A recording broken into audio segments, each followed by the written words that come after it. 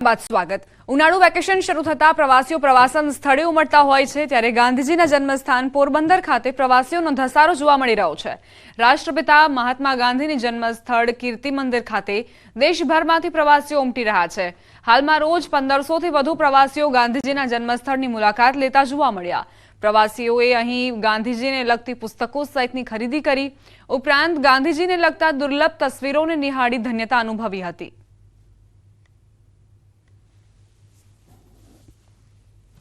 સૌથી પહેલાં ગયા અમે સુદામા મંદિર ને પછી કીર્તિ મંદિર આવ્યા। 30 વર્ષ પહેલાં અહીંયા આવ્યો હતો। મને મનમાં ઈચ્છા હતી કે જઈએ ચોક્કસ, તો બધા આખા ફેમિલી લઈને જો બધા આવ્યો છું।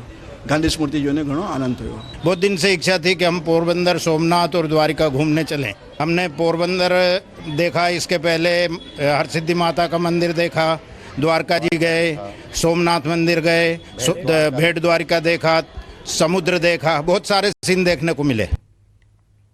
उनाळु वेकेशन दरमियान यात्राधाम द्वारका में भक्तों घोड़ापूर उमट्यु छे। भगवान द्वारकाधीशना दर्शनार्थे बाळकोथी मांडी वडीलो वृद्धो सौ कोई पहोंच्या। मंगला दर्शन करवा लोकोनी लांबी कतारो लागी हती। बीजी तरफ श्रद्धाळुओ गोमती घाट, भड़केश्वर महादेवना दर्शन करी भावविभोर थई रह्या छे। उनाळानी काळझाळ गरमी वच्चे शिवराजपुर बीचनी मुलाकात लई लोको आनंद माणता जोवा मळ्या।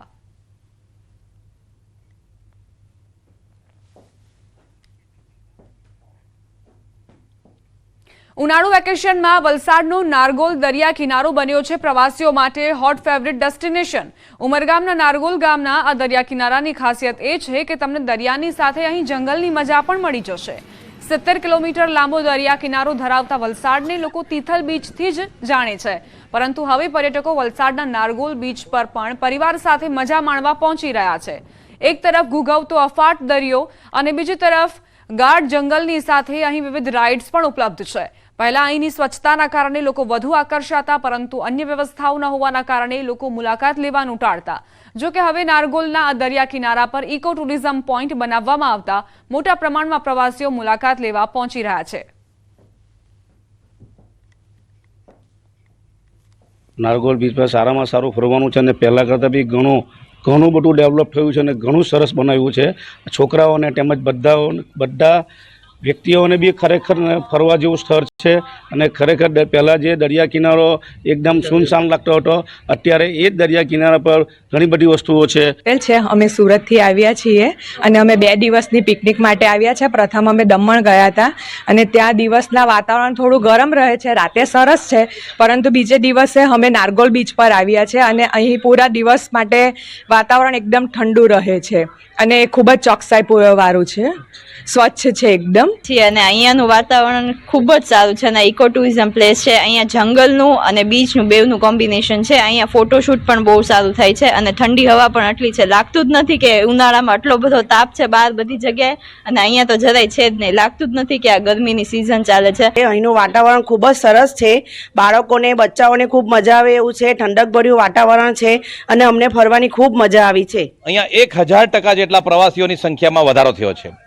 આજે નારગોલની અંદર સુરત, પૂના, બોમ્બે, ભાવનગર, રાજકોટ, અમદાવાદથી મોટી સંખ્યામાં પ્રવાસીઓ રોજ આવે છે અને જે ટુરિઝમનું એ પ્રકારનું ડેવલપમેન્ટ અહીં થઈ રહ્યું છે કે વીકેન્ડમાં પહેલાં આવતા હતા, હવે જ્યારે પણ આવે તો નારગોલ ગામનો દરિયા કિનારો પ્રવાસીઓથી ભરેલો દેખાય છે, જેના કારણે અહીંયા સ્થાનિક લોકોને, ખેડૂતોને, માછીમારોને અને જે ગરીબ વર્ગના જે માણસો છે એમને રોજગારીની તક મળી છે। અમદાવાદમાં મધર્સ ડે નિમિત્તે જીવન સંધ્યા વૃદ્ધાશ્રમમાં ઉજવણી કરાઈ। વૃદ્ધાશ્રમમાં પરિવારના સભ્યોને બોલાવી તમામ સભ્યો માતાને મળે તેવો પ્રયત્ન કરાયો હતો। જીવન સંધ્યા વૃદ્ધાશ્રમમાં હાલ 150 વડીલ વૃદ્ધો રહે છે। રોજના અંદાજિત 15 થી વધુ ઇન્ક્વાયરી કોલ આવે છે, ત્યારે આજના દિવસે વૃદ્ધાશ્રમમાં રહેતી તમામ માતા માટે સરસ આયોજન કરાયું હતું। એવા ઘણા દાખલાઓ છે આ સંસ્થામાં છે અને બહાર પણ છે કે માં રખડતી હોય છે, જગ્યા માટે આશરો માંગતી હોય છે, બાપ આશરો માંગતો હોય છે। તો હું સમાજને નમ્ર અપીલ કરું છું કે બીજા કોઈને તો નહીં, કમસે કમ જે એકદમ કહેવાય કે જીવનના છે છેલ્લા પડાવમાં પહોંચ્યા છે એવા મા બાપને આપણે જો આ રીતે કાઢી મૂકશું અથવા તો દુઃખી કરશું તો શું પ્રભુ પરમાત્મા તમને માફ કરી શકશે?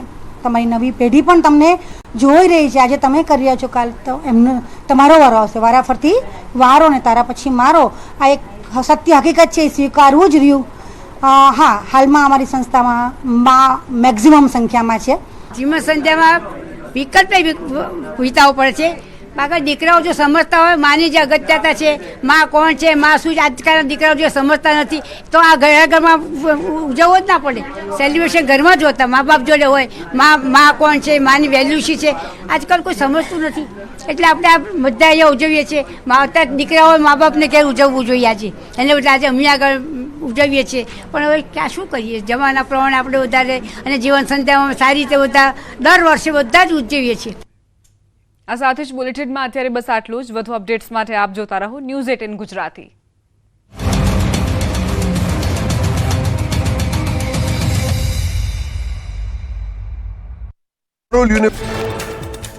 ઉત્તરાખંડના રુદ્રપ્રયાગમાં સતત વરસાદ બાદ બદ્રીનાથ હાઈવે બ્લોક. રોડની બંને તરફ વાહનોની લાગી હતી લાંબી કતારો. પોલીસે તમામ વાહનોને સલામત રસ્તે ખસેડ્યા. લગભગ 6 કલાકની જહેમત બાદ વાહન વ્યવહાર કરાયો પૂર્વવત. ઉત્તર પ્રદેશના પીપલકોટી ચમોલીમાં ખાબક્યો વરસાદ. ડુંગર પર ધુમ્મસભર્યું વાતાવરણ સર્જાતા સુંદર દ્રશ્યો સર્જાયા. ધોધમાર વરસાદ ખાબકતા રસ્તા પર પાણી વહેતા થયા. દિલ્હીમાં ઝાડ ધરાશયી થવાના કારણે ટ્રાફિક જામની સ્થિતિ સર્જાઈ. ભારે પવનના કારણે મહાકાય વૃક્ષ થયું ધરાશયી. તંત્ર દ્વારા ઝાડ હટાવી ફરીથી રસ્તો પૂર્વવત કરાયો. ગુજરાતમાં આગામી 5 દિવસ રહેશે વરસાદી માહોલ. ગુજરાતની 3 બાજુ 4 વરસાદી સિસ્ટમ સક્રિય. ઘણા વિસ્તારમાં વીજળીના કડાકા ભડાકા સાથે વરસાદની હવામાન વિભાગે કરી છે આગાહી. 12મીએ મહીસાગર, છોટાઉદેપુર, નર્મદા, સુરત, તાપીમાં વરસાદની આગાહી. દાહોદ, નવસારી, વલસાડ, ડાંગ, દાદરાનગર હવેલીમાં પણ થઈ શકે છે હળવો વરસાદ.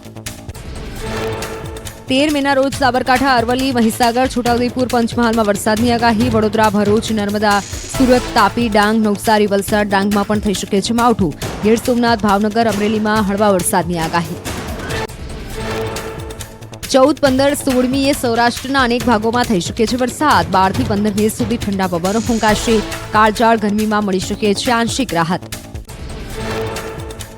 ગુજરાતમાં ચોમાસું વહેલું આવવાની અંબાલાલ પટેલની આગાહી. 16 થી 24 મેના રોજ અંદમાન નિકોબાર ટાપુ પર બેસી જશે ચોમાસું. 24 મે થી 5 જૂન સુધી રોહિણી નક્ષત્રમાં ગુજરાતમાં થશે વરસાદ. મેના અંતમાં અરબ સાગરમાં ચક્રવાતની આગાહી. 15 થી 20 મેના રોજ ફરી ગુજરાતમાં ગરમી ભૂકા કાઢશે. હવામાન નિષ્ણાત અંબાલાલ પટેલની આગાહી. મધ્ય ગુજરાતના ભાગોમાં આકરી ગરમી પડશે. કેટલાક ભાગોમાં પારો 44 ડિગ્રીએ પહોંચી શકે. 28 જુલાઈ સુધીમાં થશે વાવણી લાયક વરસાદ. રમણીક વામજાએ ભરલી વાક્ય પરથી કરી વરસાદની આગાહી. મે મહિનાના અંતમાં વાવાઝોડાની પણ શક્યતા.